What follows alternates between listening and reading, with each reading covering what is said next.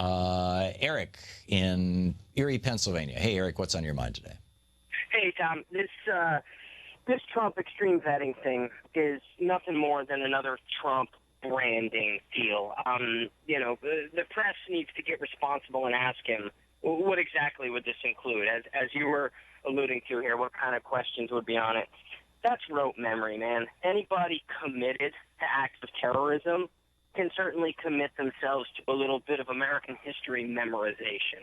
Well, and the thing everybody forgets is that the majority of the at least 16 or 17 of the guys who knocked down the Twin Towers in the Pentagon were college-educated Saudis who came here on legal tourist or student visas, and pretty much no amount of anything would have stopped them.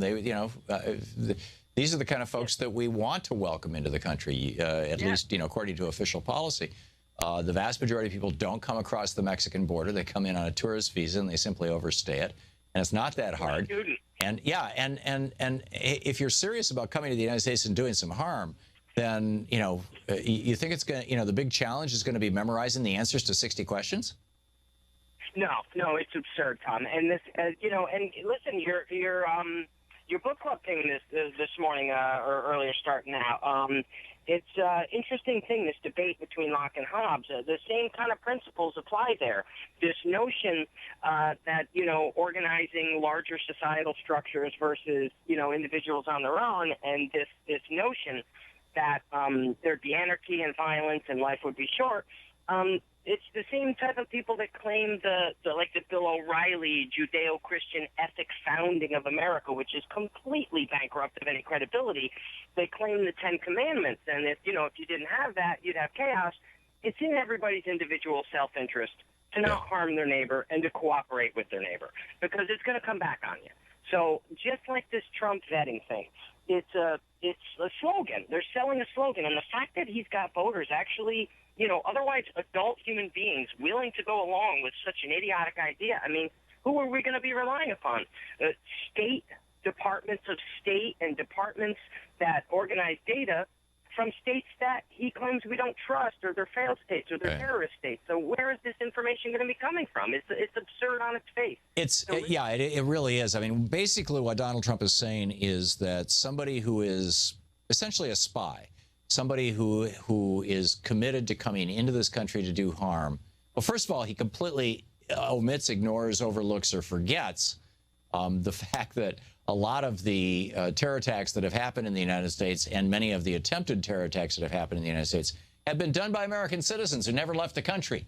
Right? They get radicalized online or by friends or whatever. And it seems that most of them are not even really all that religiously motivated. The genuinely religious motivated people are very unlikely to commit these kind of things. That it's the least religiously motivated ones who are the ones who do this kind of stuff. So they're the crazy people. They're the sociopaths who think that they're agents of adventure and that kind of thing.